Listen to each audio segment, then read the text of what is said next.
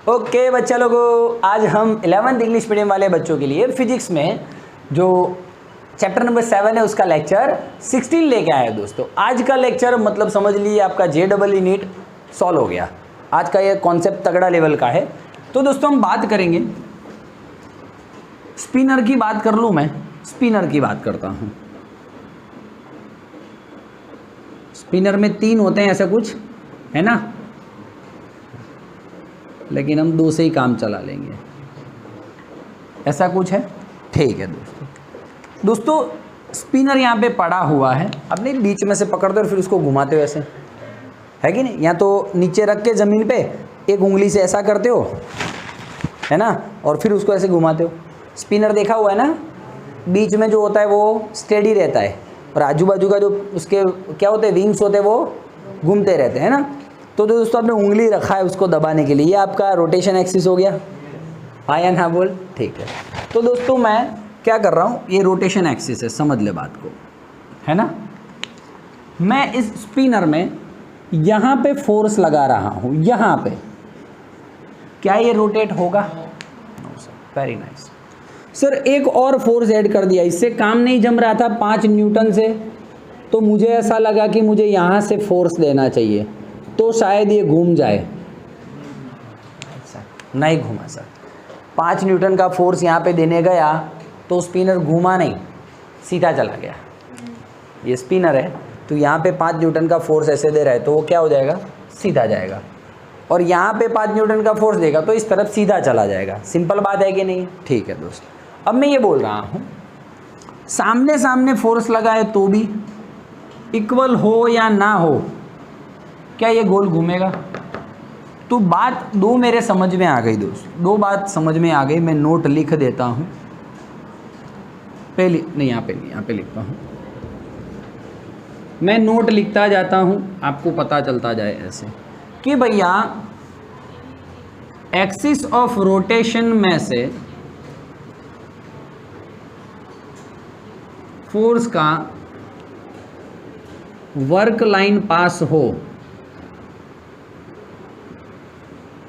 है ना, मतलब फोर्स का लाइन रोटेशन एक्सिस में से पास हो तो नो रोटेशन। बोल हाँ या ना, गोल गोल नहीं घूमेगा। दूसरा दोस्तों, मान लो फोर्स तो एक्सिस ऑफ रोटेशन में से पास हो रहे हैं, 2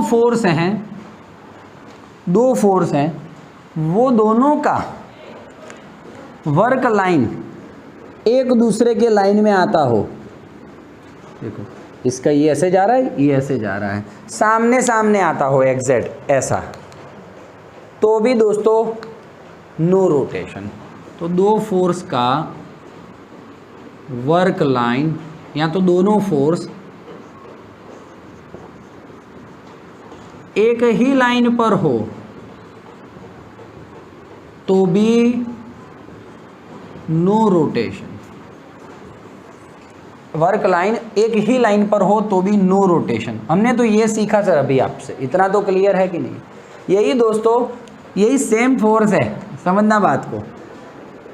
इसको यहाँ पे लगा और इसको थोड़ा यहाँ पे ले जा, अब बोल तो फिर समझ रहा है कि नहीं समझ रहा है?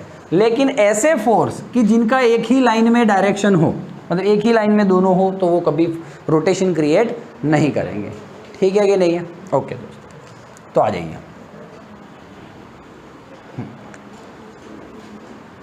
अब मेन मुद्दे की बात करता हूँ। मेन मुद्दे की बात, तो दोस्तों गोल गोल घूमना इन दोनों पे तो डिपेंड नहीं है। अब मैं थोड़ी और बात कर रहा हूँ।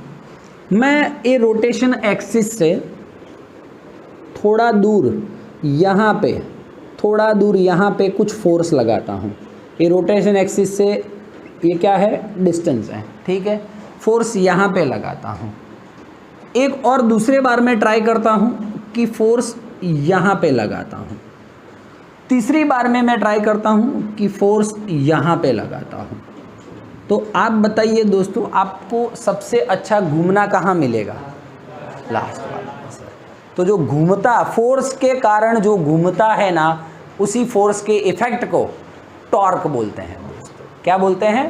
टॉर्क बोलते हैं। तो दोस्तों आज का हमारा टॉपिक है टॉर्क, ठीक है, या तो बोल सकते हैं इफेक्ट ऑफ फोर्स, वो भी चलेगा, ठीक है।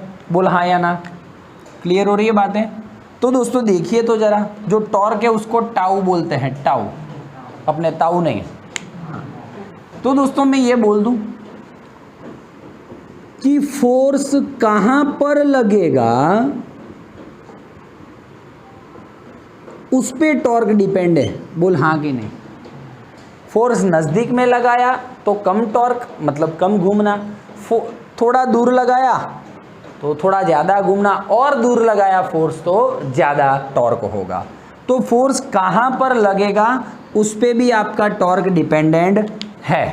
तो मैं जैसे जैसे आर बढ़ाता जाता हूँ, जैसे जैसे आर बढ़ाता जाता हूँ, वैसे वैसे टॉर्क बढ़ता जाएगा। सिंपल, वेरी नाइस, है कि नहीं?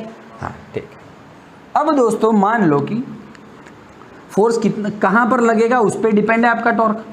मैं यहाँ पे 5 न्यूटन का फोर्स लगाता हूँ, फिर दूसरे केस में 10 न्यूटन का फोर्स लगाता हूँ, तीसरे में 50 न्यूटन का फोर्स लगाता हूँ, तो कौन से केस में बहुत अच्छा घूमेगा? 50 न्यूटन वाले में, हाँ या ना बोल दें। तो दोस्तों ये भी बोल सकता हूँ फोर्स कहाँ लगेगा उस पर भी डिपेंड है, और फोर्स कितना लगेगा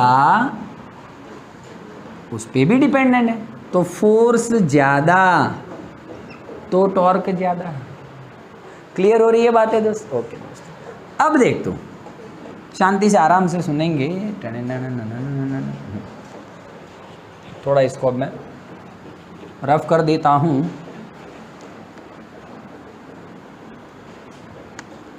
अब दोस्त मान के चल, ये आर है आपका, ठीक है, और मैं अभी इस पे एक एफ ऐसे लगाता हूँ, ध्यान से सुनना। फोर्स, ये आर है और ये फोर्स है, परपेंडिकुलर फोर्स लगाता हूँ, और एक दोस्तों ऐसे लगाता हूँ, एक फोर्स ऐसे लगाता हूँ, ठीक है। 2 टाइप के फोर्स लगा रहा हूँ, एक तो परपेंडिकुलर लगाता हूँ और एक ऐसे लगाता हूँ फोर्स।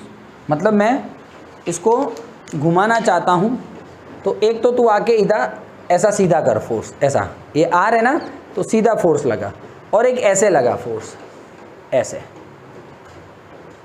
ठीक है ना। तो देख दोस्त, ये जो केस है परपेंडिकुलर वाला, इसमें देखो आर को आगे खींच तो ये आर, एफ को आगे खींच तो ये एफ, एफ और आर के बीच का एंगल कितना? एक केस हो गया, ठीक है। अब दोस्त मैं दूसरा केस ले रहा हूं,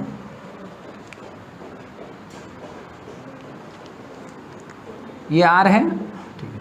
अब मैं फोर्स यहाँ पे लगाता हूँ, तो फोर्स को आगे खींचो, ये एफ, ये आर को आगे खींचो, ये आर, ये क्या बन गया दोनों के बीच में? थीटा। तो दोस्तों आप ऐसे भी फील करो, खाली कोई एक चीज़ लो ऐसी लंबी सी, उसमें एक तो परपेंडिकुलर फोर्स मार और एक ऐसे आड़ा फोर्स लगा, तो किस में तुझे रोटेशन अच्छा मिलेगा? परपेंडिकुलर में अच्छा मिलेगा सर। फील हो रहा है कि नहीं हो रहा है?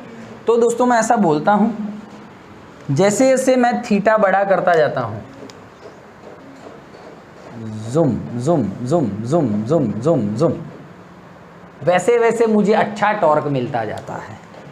तो दोस्तों फोर्स कहाँ लगेगा, फोर्स कितना लगेगा, और फोर्स कौन से एंगल पर लगेगा उस पर भी डिपेंड है। एंगल ज़्यादा तो टॉर्क ज़्यादा। बोल हाँ या ना? ये 3 बातों का मतलब समझ गए, मतलब आपका लाइफ झिंगा लाला है दोस्त। बोल कहीं पे भी कोई कंफ्यूजन हो तो बताओ, ठीक है। मतलब कि आपका टॉर्क आर बढ़ने से बढ़ रहा है, एफ बढ़ने से बढ़ रहा है, और थीटा बढ़ने से बढ़ रहा है।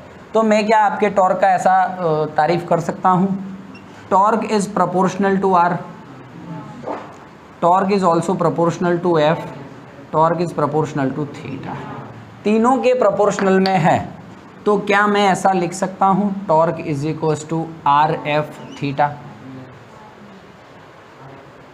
भाई ए बी के भी प्रोपोर्शनल में है और ए सी के भी प्रोपोर्शनल में है, तो ए प्रोपोर्शनल टू बी सी। सीखो कि नहीं सीखो? ऐसा आर एफ थीटा लिख देता हूँ। थीटा की जगह पे दोस्तों हम साइन थीटा लिख सकते हैं।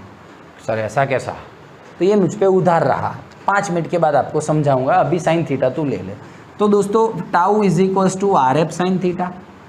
दोस्तों आपको पता है ए बी साइन थीटा था, तो ए क्रॉस बी लिखते थे, हाँ या ना बोल दें। तो दोस्तों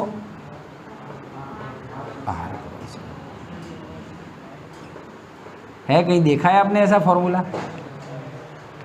तो यहाँ से इसका जन्म हुआ है दोस्त। थियरी चला रहे हो, थियरी बुक की कोई बड़ी बात नहीं है, थॉट तो क्लियर हो, थॉट तो क्लियर हो। अब बोल क्लियर है कि नहीं थॉट, है ना? आपको ऐसा और एक एग्जांपल देता हूँ आपको कि आप पता लगा पाओगे कि टॉर्क कैसे क्रिएट हो रहा है ना। एक मिनट स्क्रीनशॉट ले लीजिए आप, ठीक है?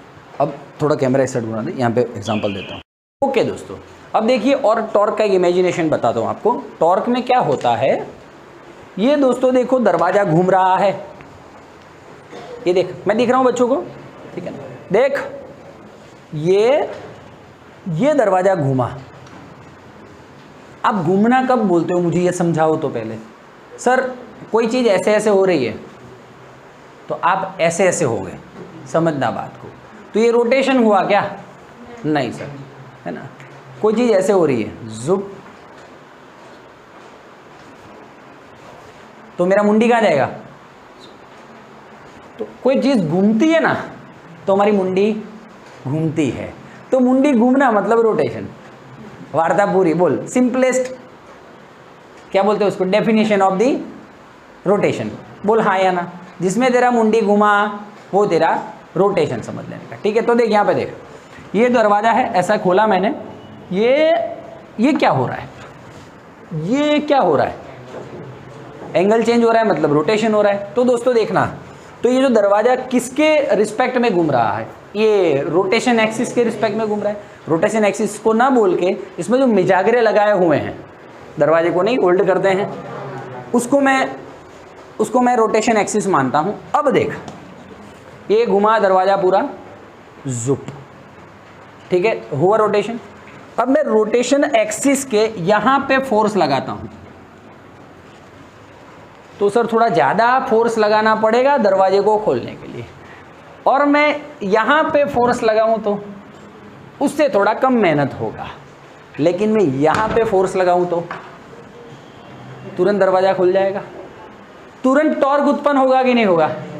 इसीलिए दोस्तों दरवाजे के इस एंड पे मिजागरे लगे होते हैं, तो छेक लास्ट में ये हैंडल लगा होता है।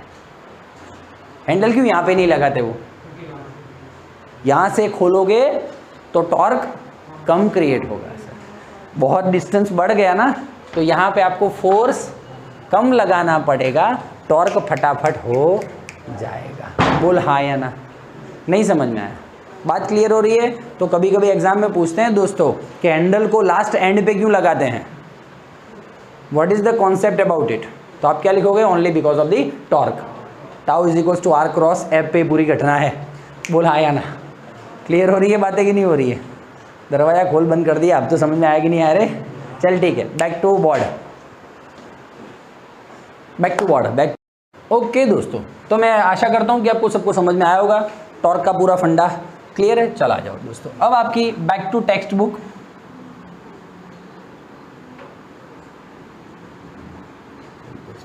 बहुत ही मस्त शानदार थियरी होने वाली है दोस्तों। ये रोटेशन एक्सिस है,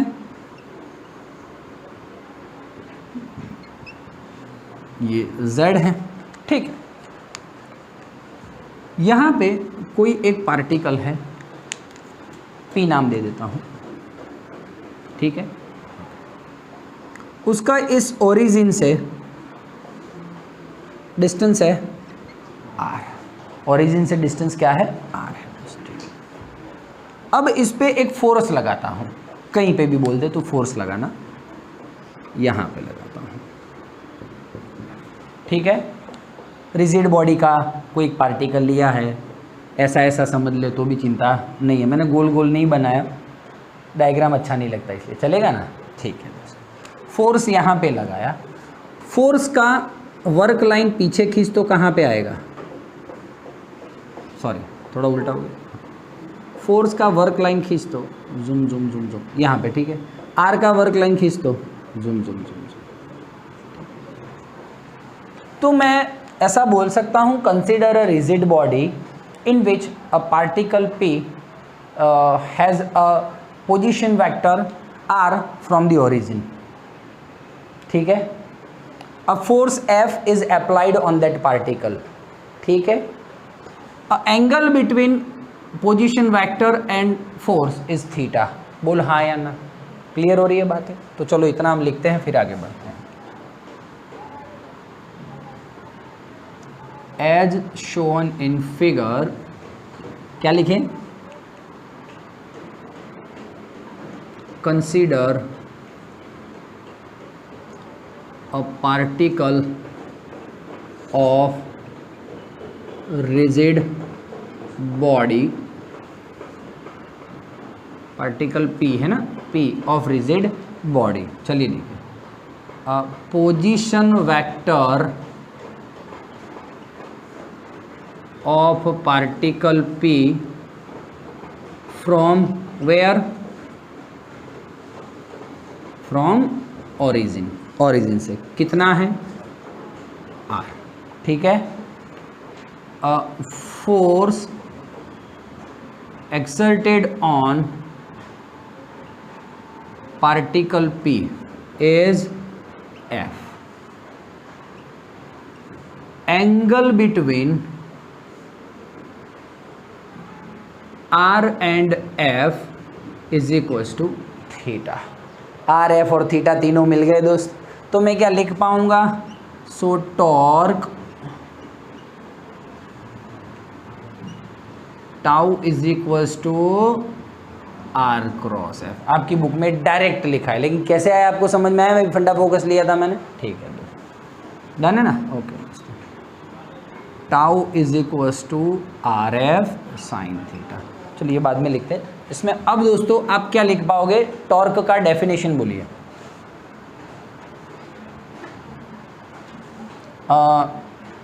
वेक्टर प्रोडक्ट ऑफ, किसका वेक्टर प्रोडक्ट है ये? Position vector and force applied on the particle P। A vector product of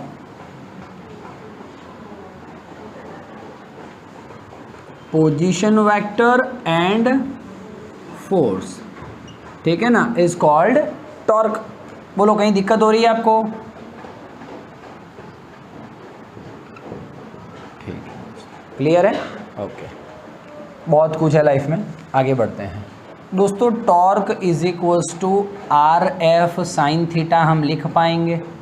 लिख पाएंगे सर। इन दोनों को, अरे इस फॉर्मूला को मैं दो टाइप से लिख सकता हूँ। यहाँ पे दिख रहा है बच्चों को? ठीक है, तो मैं यहाँ पे लिखूंगा tau is equals to F R sine theta लिख पाएंगे हम? हाँ सर, F को साइड में रख के R साइन थीटा किया है ना, थोड़ा इस तरफ घुमाना हो तो। और क्या tau is equals to R into F sine theta, ये भी लिख पाएंगे सर? दोनों में से मैं कुछ भी ले सकता हूँ। साइन थीटा के साथ R को भी मल्टीप्लाई कर सकता हूँ और F को भी, मेरी इच्छा।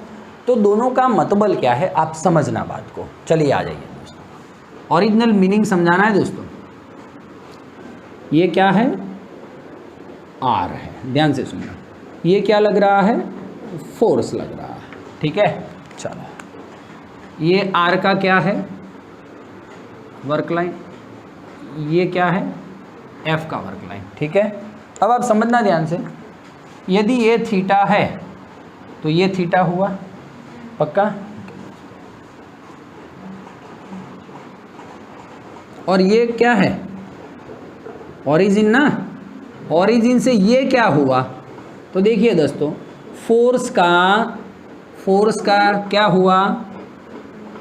फोर्स का ओरिजिन से कैसा डिस्टेंस? Perpendicular distance. देख लो आप, है कि नहीं? फोर्स ये रहा और ये रहा, तो कैसा डिस्टेंस है ये? Perpendicular distance. बोल हाँ या ना, क्लियर हो रही है बातें? नहीं समझ रहे आप? हाँ, कोई बात नहीं, ये समझ में आ रहा है कि नहीं आ रहा है? क्लियर है? ओके, चलिए आगे बढ़ूँ मैं लाइफ में एक बार फिर से। चलिए हाँ, ये मेन बात है दोस्तों, तो ये टॉपिक क्लियर होगा वरना नहीं होगा। चल भाई, क्या ये ओरिजिन से r डिस्टेंस पे कौन है? कोई एक पार्टिकल लिया, उस पर फोर्स ऐसे लग रहा है, थोड़ा इस साइड बना देता हूँ। चलो ठीक है। हाँ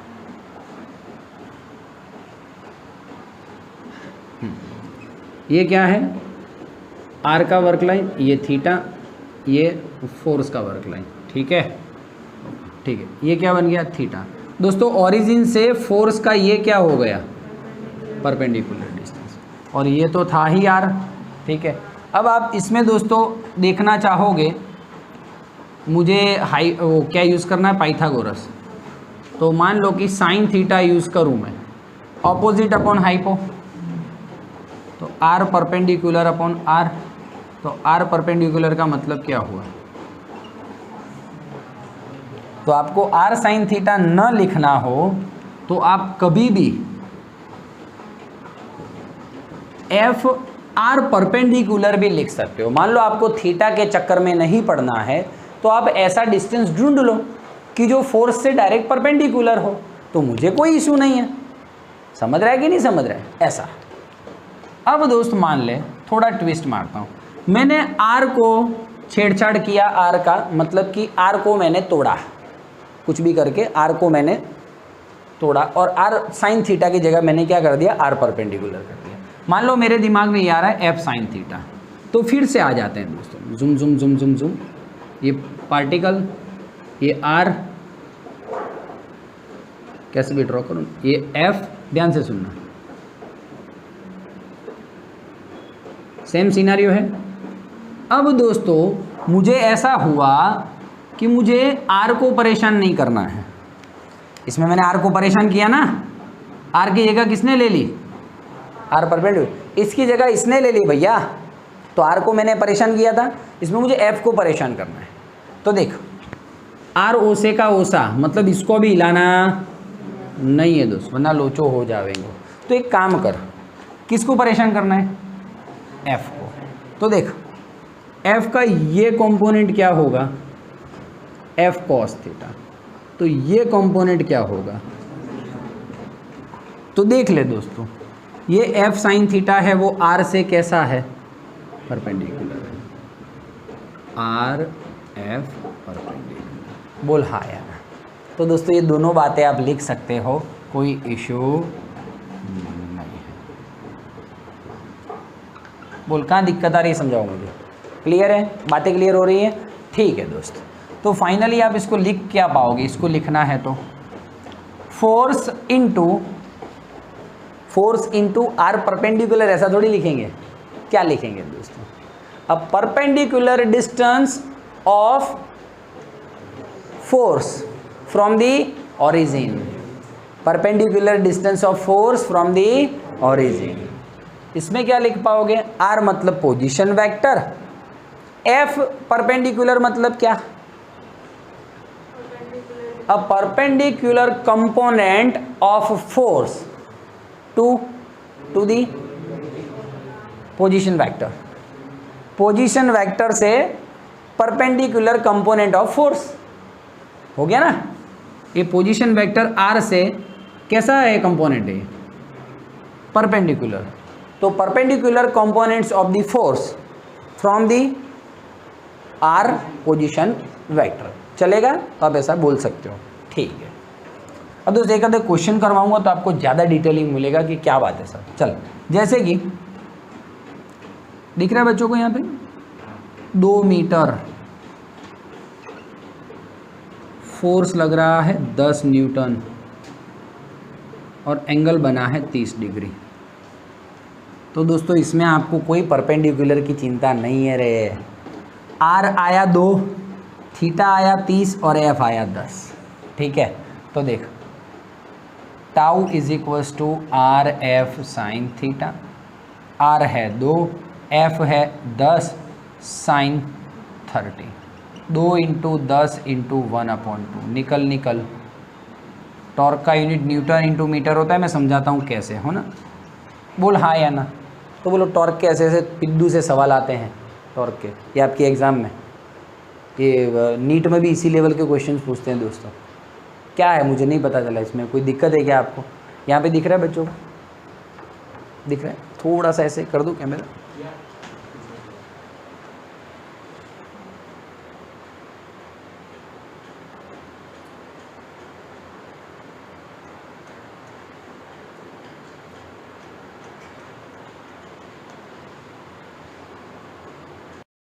ओके दोस्तों, ओके ओके, ये क्लियर है यहाँ तक? मैं सवाल करवा रहा हूँ एक दो, तो आपको लेवल पता चलेगा सवाल का, है ना। ये थियरी स्क्रीनशॉट ले लो आप। अभी थियरी बाकी रहे दोस्त, पिक्चर अभी बाकी है मेरे दोस्त। आपको एग्जाम में, मान लो स्कूल की एग्जाम में लिखते हो तो इतना लिखना है, ठीक है। और थोड़ा इसको ड्राइंग अच्छा कर दूँ मैं, जुब जुब जुब जुब। परपेंडिकुलर डिस्टेंस ये हो गया, है ना, ये आर परपेंडिकुलर, ये थीटा थीटा, बस इतना आप ड्राइंग कर सकते हो। आर परपेंडिकुलर को इसको क्या लिख सकते हो आप? R sine theta. आया ना वहाँ पे, ठीक है। तो ड्राइंग में आपको इतना लिखना है, ये लिखना है एग्जाम में, उसके बाद यहाँ तक लिखना है। ये सारा आपका फंडा फोकस है, ऐसा कुछ लिखना नहीं है। मैं भी एक बार रफ कर देता हूँ, आप स्क्रीनशॉट ले लीजिए। Okay, thank you. आगे भी थियरी है अंदर कंटिन्यूअस, लेकिन वो समझाने के लिए आपको थोड़े सम चाहिएंगे, ठीक है। मैं दुनिया बुला दूंगा तेरी चाहत में। चल आ जा भाई दोस्तों। मान ले कि जुम जुम जुम 5 मीटर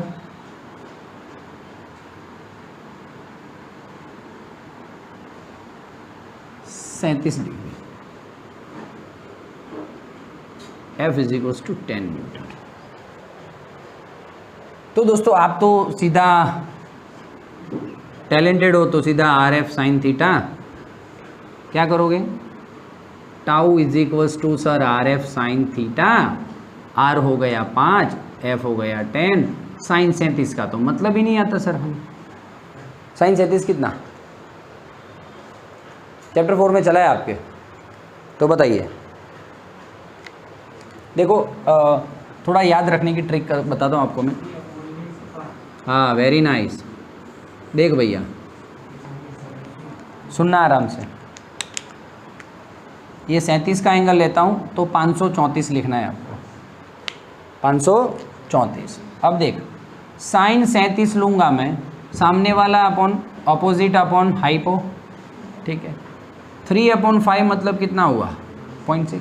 तो कैल्सी में मार ले, साइन 37, आंसर आएगा 0.6। साइन 37 का वैल्यू क्या आएगा? 0.6। तो आया तो सही। तो साइन 37 को आप 3/5 भी याद कर सकते हैं। तो कॉस 37 का वैल्यू क्या आएगा? एडजेसेंट अपॉन 0.8 आएगा। तो अब कॉस 37 आपके कैल्सी में करके देखो, 0.8 ही आंसर आएगा। तो आपको कभी भी साइन 37 दिखता है, तुझ में रब दिखता है यारा, मैं क्या करूं? तो साइन 37 को क्या कर देने का, या तो 0.6 लिखो या 3/5 लिखो। 5 से 5 मर गया। बोल हाँ या ना। क्लियर हो रही है बातें? ऐसा ही दोस्तों आपको एक ब्रैकेट दिखा होगा, ये सब छोटी छोटी बातें आपको टैलेंटेड बनाएगी दोस्तों। 53, तो इसमें 543 होता है। साइन 53 क्या हो जाएगा? 4/5 मतलब 0.8 हो जाएगा, उल्टा उसका। और कॉस 53 क्या हो जाएगा? 3/5, पास वाला अपॉन। तो वैल्यूज याद रह जाएगी आपको। तो आपको साइन 37 दिखे तो 0.6 रखना है, कॉस 37 दिखे तो 0.8 रखना है, और 53 का मामला है तो उल्टा। ठीक है, बोल हाँ या ना। क्लियर हो रही है सारी बातें? पक्की बात? आगे बढ़ूँ लाइफ में? ओके। तो दोस्तों थीटा से जब काम हो रहा है तो थीटा ही रहने दूंगा, परपेंडिकुलर की मगजमारी में नहीं पढ़ूंगा। फिर डिपेंड्स ऑन दी प्रैक्टिस। देख भाई, फिर आपकी प्रैक्टिस पे जाता है, आप किसकी प्रैक्टिस ज़्यादा करते हो। परपेंडिकुलर डिस्टेंस फाइंड करने में देख, अब ये ओके है ना, फालतू में इसको यहाँ पे लाऊं, फिर इसको यहाँ पे लाऊं, फिर यहाँ पे 37 लिखूं, फिर ऑपोजिट अपॉन हाइपो करूं, तो बहुत बेजामारी हो जाएगी। रहने दे भाई तू, है ना, डायरेक्ट एंगल पर से ही ओके कर देना। क्लियर है बातें? ओके दोस्तों, अब आते हैं, बस इतना था मगजमारी क्रॉस का सबका। अब सीधा सीधा हम लिखते हैं आपकी बुक में जो लिखा हुआ है। चलिए आ जाइए।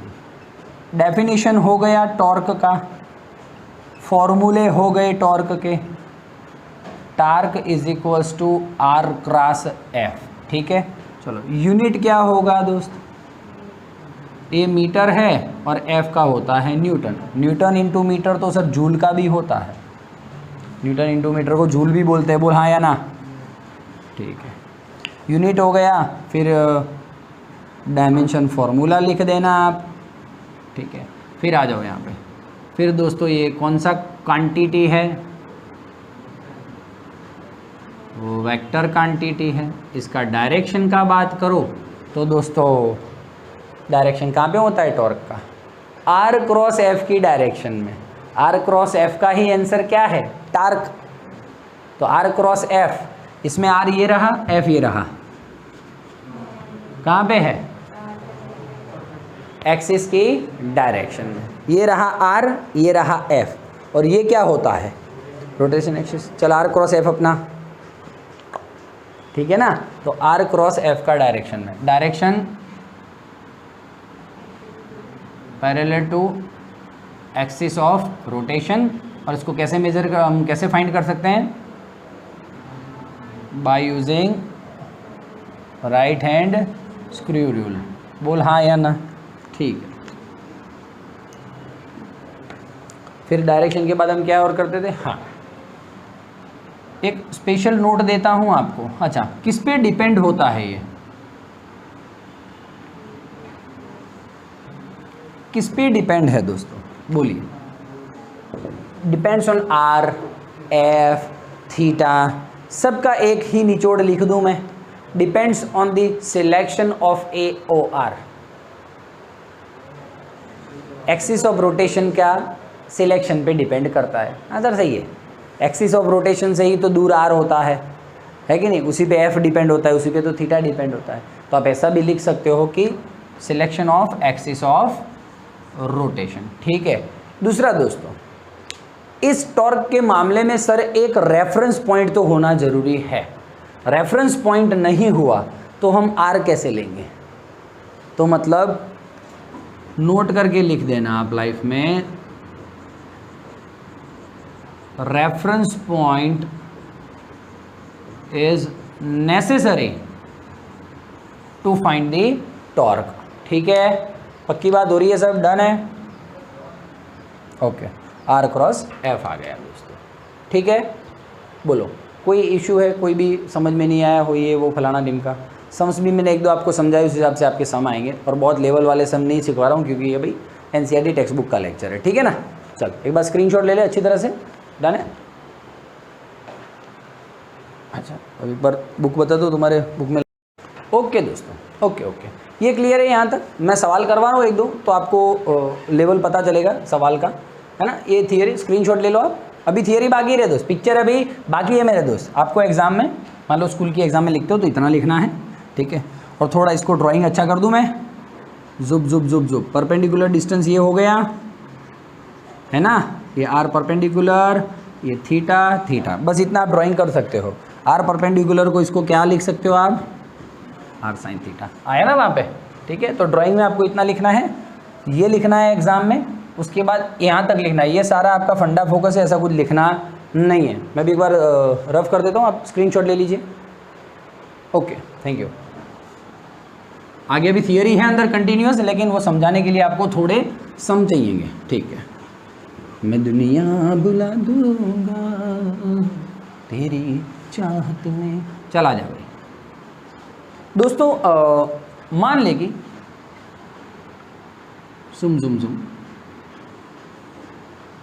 5 मीटर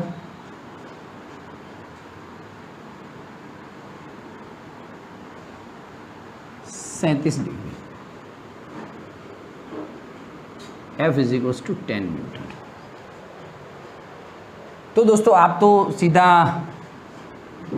टैलेंटेड हो, तो सीधा आर एफ साइन थीटा क्या करोगे, tau is equals to sir R F sine theta, R हो गया 5, एफ हो गया 10, साइन 37 का तो मतलब ही नहीं आता सर। हम साइन 37 कितना, चैप्टर 4 में चला है आपके, तो बताइए। देखो थोड़ा याद रखने की ट्रिक बताता हूँ आपको मैं। हाँ, वेरी नाइस। देख भैया, सुनना आराम से, ये 37 का एंगल लेता हूँ तो 534 लिखना है आपको, 534। अब देख, साइन 37 लूँगा मैं, सामने वाला अपॉन ऑपोजिट अपॉन हाइपो, ठीक है। 3/5 मतलब कितना हुआ, 0.6। तो कैल्सी में मार ले साइन 37, आंसर आएगा 0.6। साइन 37 का वैल्यू क्या आएगा, 0.6। तो आया तो सही। तो साइन 37 को आप 3/5 भी याद कर सकते हैं। तो कॉस 37 का वैल्यू क्या आएगा, एडजेसेंट अपॉन 0.8 आएगा। तो अब कॉस 37 आपके कैल्सी में करके देखो, 0.8 ही आंसर आएगा। तो आपको कभी भी साइन 37 दिखता है, तुझ में रब दिखता है यारा, मैं क्या करूं, तो साइन 37 को क्या कर देने का, या तो 0.6 लिखो या 3/5 लिखो। 5 से 5 मर गया, बोल हाँ या ना। क्लियर हो रही है बातें। ऐसा ही दोस्तों आपको एक ब्रैकेट दिखा होगा, ये सब छोटी छोटी बातें आपको टैलेंटेड बनाएगी दोस्तों। 53, तो इसमें 543 होता है। साइन 53 क्या हो जाएगा, 4/5 मतलब 0.8 हो जाएगा उल्टा उसका। और कॉस 53 क्या हो जाएगा, 3/5 पास वाला अपॉन। तो वैल्यूज याद रह जाएगी आपको। तो आपको साइन 37 दिखे तो 0.6 रखना है, कॉस 37 दिखे तो 0.8 रखना है, और 53 का मामला है तो उल्टा। ठीक है, बोल हाँ या ना। क्लियर हो रही है सारी बातें, पक्की बात। आगे बढ़ूँ लाइफ में, ओके। तो दोस्तों थीटा से जब काम हो रहा है तो थीटा ही रहने दूंगा, परपेंडिकुलर की मगजमारी में नहीं पढ़ूंगा। फिर डिपेंड्स ऑन दी प्रैक्टिस। देख भाई, फिर आपकी प्रैक्टिस पे जाता है, आप किसकी प्रैक्टिस ज़्यादा करते हो। परपेंडिकुलर डिस्टेंस फाइंड करने में देख, अब ये ओके है ना, फालतू में इसको यहाँ पे लाऊं, फिर इसको यहाँ पे लाऊं, फिर यहाँ पे 37 लिखूं, फिर ऑपोजिट अपॉन हाइपो करूं, तो बहुत बेजामारी हो जाएगी। रहने दे भाई तू, है ना, डायरेक्ट एंगल पर से ही ओके कर देना। क्लियर है बातें, ओके दोस्तों। अब आते हैं, बस इतना था मगजमारी क्रॉस का सबका। अब सीधा सीधा हम लिखते हैं आपकी बुक में जो लिखा हुआ है। चलिए आ जाइए। डेफिनेशन हो गया टॉर्क का, फॉर्मूले हो गए टॉर्क के। Torque is equals to R cross F, ठीक है। चलो यूनिट क्या होगा दोस्त, ये मीटर है और एफ का होता है न्यूटन। न्यूटन इंटू मीटर तो सर जूल का भी होता है, न्यूटन इंटू मीटर को जूल भी बोलते हैं, बोल हाँ या ना। ठीक है, यूनिट हो गया। फिर डायमेंशन फॉर्मूला लिख देना आप, ठीक है। फिर आ जाओ यहाँ पे। फिर दोस्तों ये कौन सा क्वांटिटी है, वो वेक्टर क्वांटिटी है। इसका डायरेक्शन का बात करो तो दोस्तों डायरेक्शन कहाँ पे होता है टॉर्क का, आर क्रॉस एफ की डायरेक्शन में। आर क्रॉस एफ का ही आंसर क्या है, टार्क। तो आर क्रॉस एफ, इसमें आर ये रहा, एफ ये रहा, कहाँ पे है, एक्सिस की डायरेक्शन में। ये रहा आर, ये रहा एफ, और ये क्या होता है, रोटेशन एक्सिस। चल आर क्रॉस एफ अपना, ठीक है ना। तो आर क्रॉस एफ का डायरेक्शन में, direction parallel to axis of rotation. और इसको कैसे मेजर कर, हम कैसे फाइंड कर सकते हैं, by using right hand screw rule. बोल हाँ या ना, ठीक है। फिर डायरेक्शन के बाद हम क्या और करते थे, हाँ एक स्पेशल नोट देता हूं आपको। अच्छा, किस पे डिपेंड होता है ये, किस पे डिपेंड है दोस्तों, बोलिए। Depends on R, F, theta, सबका एक ही निचोड़ लिख दूं मैं। Depends on the selection of A O R, axis of rotation का सिलेक्शन पे डिपेंड करता है। आंसर सही है, एक्सिस ऑफ रोटेशन से ही तो दूर आर होता है कि नहीं, उसी पे एफ डिपेंड होता है, उसी पे तो थीटा डिपेंड होता है। तो आप ऐसा भी लिख सकते हो कि selection of axis of rotation, ठीक है। दूसरा दोस्तों, इस टॉर्क के मामले में सर एक रेफरेंस पॉइंट तो होना जरूरी है। रेफरेंस पॉइंट नहीं हुआ तो हम आर कैसे लेंगे, तो मतलब नोट करके लिख देना आप लाइफ में, reference point is necessary to find the torque. ठीक है, पक्की बात हो रही है, सब डन है? ओके, आर क्रॉस एफ आ गया दोस्तों। ठीक है, बोलो कोई इशू है, कोई भी समझ में नहीं आया हो, ये वो फलाना ढिमका। सम्स भी मैंने एक दो आपको समझाया, उस हिसाब से आपके सम आएंगे, और बहुत लेवल वाले सम नहीं सिखवा रहा हूँ क्योंकि ये भाई एनसीईआरटी टेक्स्ट बुक का लेक्चर है। ठीक है ना, चल एक बार स्क्रीनशॉट ले ले अच्छी तरह से, डन है? अच्छा, अभी एक बार बुक बता दो, तुम्हारे बुक में दोस्तों डन है कि नहीं बेटा, क्लियर है? हाँ, अब दोस्तों थोड़ा अलग अलग नोट लिखेंगे हम। मैं ऐसा बोल सकता हूँ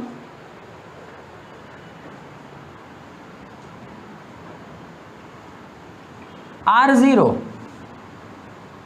तो टॉर्क 0, फोर्स 0 तो टॉर्क 0, थीटा 0 तो भी टॉर्क, थीटा 180 टॉर्क 0, साइन 180 0 रे, है ना? तो R0, F0, थीटा 0 या 180 आपका टॉर्क 0। ठीक है, फिर दोस्तों थीटा मैक्सिमम हुआ तो आपका टॉर्क कैसा होगा? थीटा 90 हो गया तो आपका टॉर्क मैक्सिमम हो गया। मान ले दोस्त थीटा और टॉर्क 0 और कब होता है मालूम है दोस्तों? When a work line of force passes through the axis of rotation. अभी बात हुई थी स्टार्टिंग में, मैंने नोट लिखवाए थे 2, याद है ना? तो तब रोटेशन नहीं होता है, तब टॉर्क क्रिएट नहीं होता है। तो क्या लिखेंगे हम दोस्तों, बोलो? When work line of force passes through axis of rotation, उस केस में भी टॉर्क 0 होता है दोस्तों। क्लियर हो रहा है? टॉर्क फाइंड करने का सबसे बेस्ट तरीका है, एक बार स्क्रीनशॉट ले लो। चालू चालू, ओके रहने दो, ओके चलो स्क्रीनशॉट ले ली, चालू जो वीडियो, ओके डन है। चलो ये अब स्क्रीनशॉट लिया इसका, ओके दोस्तों, ठीक है ना? तो how was the torque, clear है? कंप्लीट नॉलेज है? अच्छा दोस्तों, टॉर्क का हमने देसी इलाज किया हुआ है। कार्टेशियन कोऑर्डिनेट सिस्टम में I J K ये आता है आपको। R का वैल्यू बचपन से सर, हम जब पैदा हुए तभी को हमको बोल दिया था, नर्स ने आके कान में बोल दिया था, Fx Fy Fz। तो x y z Fx Fy Fz, बोलो क्लियर है? ओके दोस्तों, आप ऐसा कर सकते हो। और दूसरा, आपको बहुत आगे मतलब लाइफ में बढ़ने की इच्छा हो तो आई करेंगे। तो आई का मतलब आपको चलाया हो मैंने ऐसा एक आधा क्वेश्चन, तो देख दोस्त, ये आई का मतलब क्या होता है? जे क्रॉस के, तो जे और के को क्रॉस कर दे, ये भी अच्छी स्टाइल है।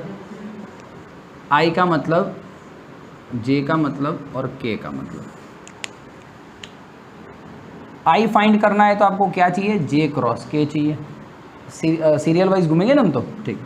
तो जे का मतलब वाई एफ जेड, अरे आई का मतलब Y F Z minus Z F Y, ठीक है। फिर जे का मतलब क्या होता है? जे चाहिए तो आपको क्या करना पड़ेगा? के क्रॉस आई करना पड़ेगा। ध्यान से सुनना। और आप एक्चुअल में अभी करते क्या हो? लास्ट टाइम शायद लेक्चर में जो सम करवाया था थोड़ा शायद मिस्टेक हो, देख लेना, मैं समझाता हूँ आपको। जे फाइंड करना है तो जे का ओरिजिनल मतलब क्या है? के क्रॉस आई। तो आपको के क्रॉस आई करना है ना, पर आप इसमें तो क्या कर रहे हो? आप चौकड़ी ऐसे मारते हो कि नहीं मारते हो? ऐसे और ऐसे करोगे ना, तो आप तो क्या कर रहे हो? आई क्रॉस के कर रहे हो। जैसे कि आई के केस में आपने क्या किया, देख प्योरली जे क्रॉस के आया, line to line J cross K, ये और ये हो गया। लेकिन जे के केस में आप क्या कर रहे हो? आई क्रॉस के कर रहे हो। आई क्रॉस के चलेगा? नहीं चलेगा सर, इसलिए हम बीच में क्या कर दें, क्योंकि आई क्रॉस के का मतलब क्या होता है, माइनस जे, समझ रहे तो इसलिए आप क्या करते हो, बीच में हमेशा माइनस लिखते हो। लिखते हो कि नहीं लिखते हो? ऐसे सम किए हुए हैं आपने पहले? चलो एक बार ध्यान से सुन लो, ये थॉट समझ में आए मैं क्या बोल रहा हूँ। आई जब फाइंड करना था तो जे और के दोनों देखो सीरियल में ही पढ़े थे, तो जे क्रॉस के बराबर है, जे क्रॉस के हमें क्या देता है भाई, आई क्रॉस जे हमें क्या देता है, के देता है। जे क्रॉस के क्या देता है हमें, आई देता है। और के क्रॉस आई क्या देता है हमें, जे देता है। यही तो बात थी हमारी। आई फाइंड करना था तो क्या था, जे क्रॉस के, तो जे क्रॉस के था। जब जे फाइंड करने निकला तो कौन आया, मुझे कौन मिला, आई और के मिले।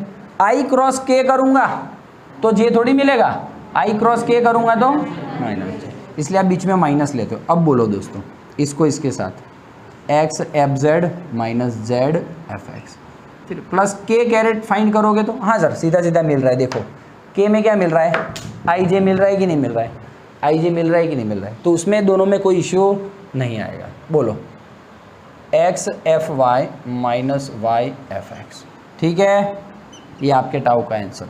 आपको बहुत ऐसा है कि नहीं सर हम तो होशियार है, तो इसको प्लस करना है तो आप प्लस कर सकते हो, लेकिन अंदर वाले को चेंज कर दे। तुझ में खोया रहूं मैं, बोल हाँ या ना, क्लियर हो रहा है। ये दोस्तों टॉर्क का ये आई कैरेट है, ये टॉर्क का वाई कंपोनेंट है, ये टॉर्क का जेड कंपोनेंट है दोस्तों। तो आप ऐसे भी लिख सकते हो। बोल क्लियर हो रही है बातें कि नहीं हो रही है, क्लियर? सही में बोलना दोस्त, एक सम तेरे लिए बना के लाया था आज घर से। कोई घर से तो क्या बना के लाता है, पापड़ वापड़ लाता है, मैं सम बना के लाता हूँ। आजा चल, तुझ में खोया रहूँ मैं, मुझ में खोई रहे तू। मैं ऐसा फिजिक्स से रोज़ बोलता हूँ, तो भाई गुस्से था इतने बच्चे ऑब्वियसली।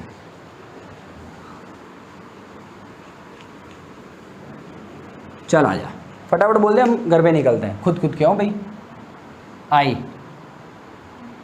24 माइनस कैसे लाए हम, आई फाइंड करना है रे, जुब जुब बीच में माइनस जे, ईमानदारी से। अब बोल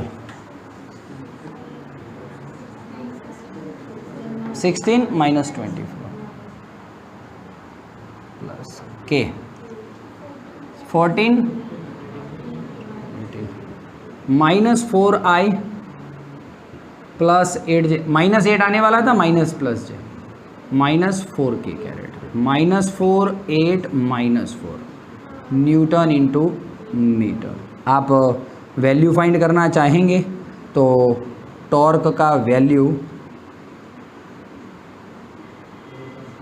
-4 का स्क्वायर, 8 का स्क्वायर, -4 का square, 16 plus 64 plus 16, 98 newton into meter. जो आंसर आए वो बोल हाँ या ना। तो मैं आशा करता हूँ दोस्तों आपको टॉर्क का पूरा कंप्लीट नॉलेज आया होगा, एनसीईआरटी टेक्स्ट बुक जितना, ठीक है ना दोस्त। जी नीट के लेक्चर्स में बैठना, आपको एक भी कॉन्सेप्ट ऐसा नहीं होगा कि नया लगेगा, ठीक है ना। तब तक के लिए thank you very much, bye bye, take care. Video कैसा लगा जरूर से कमेंट बॉक्स में लिखिएगा। Thank you.